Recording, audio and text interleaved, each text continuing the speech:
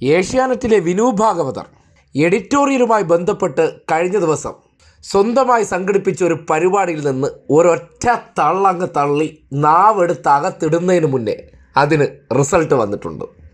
എന്താണെന്നല്ലേ, എഡിറ്റോറിയൽ പോളിസിയുമായി ബന്ധപ്പെട്ട് ഏഷ്യാനെറ്റിൽ ഒരു പ്രത്യേകത ഉണ്ടെന്ന് അദ്ദേഹം തള്ളിയിരുന്നു. ഈ സ്ഥാപനത്തിന് പണം മുടക്കിയ ആളുകൾ എഡിറ്റോറിയൽ ഇടപെടാത്ത ഏക സ്ഥാപനം ഏഷ്യാനെറ്റ് ന്യൂസ് ആയിരിക്കും. അത് ഞാൻ ഹൃദയത്തിൽ നിന്ന് പറയുന്നതാണ്.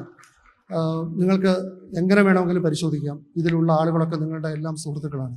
മാനേജ്മെൻറ്റിൻ്റെ 0% ഇടപെടലുള്ള ഏക സ്ഥാപനമാണ്. അല്ലെങ്കിൽ ഞങ്ങൾക്കൊക്കെ ഇങ്ങനെ മുന്നോട്ട് പോകാൻ കഴിയില്ലെന്ന് എല്ലാവർക്കും അറിയാം. അങ്ങനെ സ്വാതന്ത്ര്യം നൽകുന്ന ഒരു സ്ഥാപനം ഇന്ത്യയിൽ വേറെ ഉണ്ടാകുമെന്ന് എനിക്ക് തോന്നുന്നില്ല.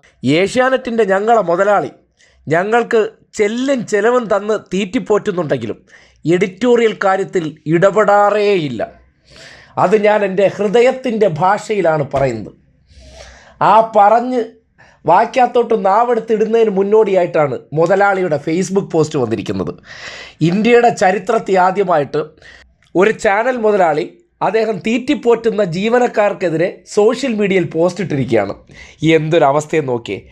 തള്ളുമ്പോൾ ഒരു മയത്തി തള്ളണമെന്ന് പറയുന്നത് ഇതൊക്കെയാണ്. രാജീവ് ചന്ദ്രശേഖരൻ എക്സിക്യൂട്ടീവ് എഡിറ്ററായിട്ടുള്ള സിന്ധു അക്കനെ വിമർശിച്ചു കൊണ്ടിട്ടിരിക്കുന്ന പോസ്റ്റ് ഇപ്പോൾ സോഷ്യൽ മീഡിയയിൽ വൈറലായി മാറിക്കഴിഞ്ഞു. ഈ അടുത്ത ദിവസം ഏഷ്യാനെറ്റിൽ ടെലികാസ്റ്റ് ചെയ്ത ചില വാർത്തകൾ, ആ വാർത്തയെ സംബന്ധിച്ചുള്ള ഇടപെടൽ അത് നേരിട്ട് ഫോണിൽ വിളിച്ച് പറയാമായിരുന്നെങ്കിലും അത് പറയാതെ വിനു ഭാഗവതരുടെ ഇപ്പോഴത്തെ തള്ള് അത് ചാനലിലൂടെ കണ്ടതിന് ശേഷം നീ അങ്ങനെ എൻ്റെ ഉപ്പും ചോറും തിന്ന് അങ്ങോട്ട് നെഗളിക്കണ്ട എന്ന നിലയ്ക്ക് സോഷ്യൽ മീഡിയയിൽ എഴുതിയിട്ടിരിക്കുന്ന ആ പോസ്റ്റ് ഒന്ന് അങ്ങോട്ട് കേട്ടെ. മഹാകുംഭമേളയുമായി ബന്ധപ്പെട്ടൊരു പരിപാടി തങ്ങളെ വേദനിപ്പിച്ചെന്ന് ചൂണ്ടിക്കാട്ടി ഒട്ടേറെ മലയാളികൾ എനിക്ക് മെസ്സേജ് അയച്ചിരുന്നു. പരിപാടി മഹാകുംഭമേളയെ പരിഹസിക്കും വിധമെന്ന് തങ്ങൾക്ക് തോന്നിയെന്ന് അവർ അറിയിച്ചു. മഹാകുംഭമേളയിൽ പങ്കെടുത്ത കോടിക്കണക്കിന് വിശ്വാസികളിൽ എൻ്റെ കുടുംബവും ഉണ്ടായിരുന്നു.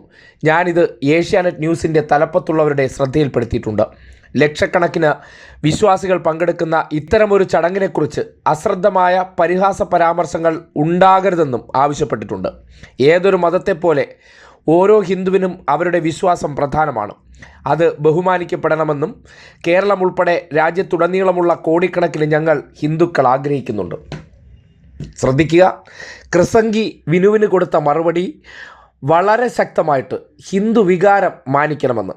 സംഘപരിവാർ ചാനലകത്തിരുന്ന് CPM-നെതിരെ കുരയ്ക്കുമ്പോൾ മുതലാളി മിണ്ടാതിരുന്നു എന്ന് കരുതിക്കൊണ്ട് എവിടെയും കയറി കുരയ്ക്കാമെന്ന് വിനു ഭാഗവതർ കരുതിയിരുന്നു. ഇത്രയും കാലം CPM-നെതിരായിട്ടുള്ള കുരയൽ നടത്തിക്കൊണ്ടിരുന്നപ്പോൾ മുതലാളി ഒന്നും പറയില്ല, കുരച്ചോ ഇത്തിക്കുടി ഉറച്ച് കുരച്ചോ എന്ന് പറഞ്ഞപ്പോൾ കരുതി എല്ലാ കാര്യത്തിലും മുതലാളി ഇങ്ങനെയാണെന്ന്. മുതലാളി തനി ഗുണം കാണിച്ചു കൊടുത്തു. ഹിന്ദുത്വത്തിനെതിരെ സംസാരിക്കാൻ വേണ്ടി ഒരുങ്ങിയപ്പോൾ കൃസംഗി വിനുവിന് നേരെ വിരൽ ചൂണ്ടിക്കൊണ്ട് ശക്തമായിട്ട് നിർദ്ദേശം കൊടുത്തിട്ടുണ്ട്. നിന്റെ പണി കട്ടപ്പുറത്താക്കി കളയും എന്ന നിർദ്ദേശമാണ് പരസ്യമായി നൽകിയിരിക്കുന്നത്. അന്തസ്സും അഭിമാനവുമുള്ള ഒരു വ്യക്തിയാണെങ്കിൽ പണി വലിച്ച് മുതലാളിയുടെ മുഖത്തൂടെ എറിഞ്ഞിട്ട് പോയി വേറെ എന്തെങ്കിലും ജോലി ചെയ്യും. പക്ഷേ ചെയ്യാൻ പറ്റൂലല്ലോ, അടിമയല്ലേ. ഈ പണിയില്ലെങ്കിൽ വേറെ പണി അറിഞ്ഞൂടാ. CPM-നെ തെറിവിളിയാണല്ലോ അളിയൻ അറിയാമെന്നുള്ള ഏക പരിപാടി. എന്തായാലും ആ പരിപാടി ചെയ്തുകൊണ്ടിരുന്നിട്ട് നാട്ടുകാരുടെ മുന്നിൽ മൈക്ക് കെട്ടിവെച്ച് അനൗൺസ് ചെയ്ത കാര്യത്തെ സോഷ്യൽ മീഡിയയിലൂടെ തന്നെ ഒരു പോസ്റ്റ് ഇട്ട് പൊളിച്ചടുക്കി കൈ കൊടുക്കുമ്പോൾ ഈ കുരച്ചുകൊണ്ട് നടക്കുന്ന ബ്രീഡുകൾക്കെല്ലാം എത്ര വിലയാണ് മുതലാളി കൊടുത്തിരിക്കുന്നു എന്ന് മനസ്സിലാക്കാൻ ഇതിനേക്കാൾ മറ്റെന്താണ് ആവശ്യം? നാണമുണ്ടെങ്കിൽ രാജിവെച്ച് പുറത്തിറങ്ങി പോടേഹേ.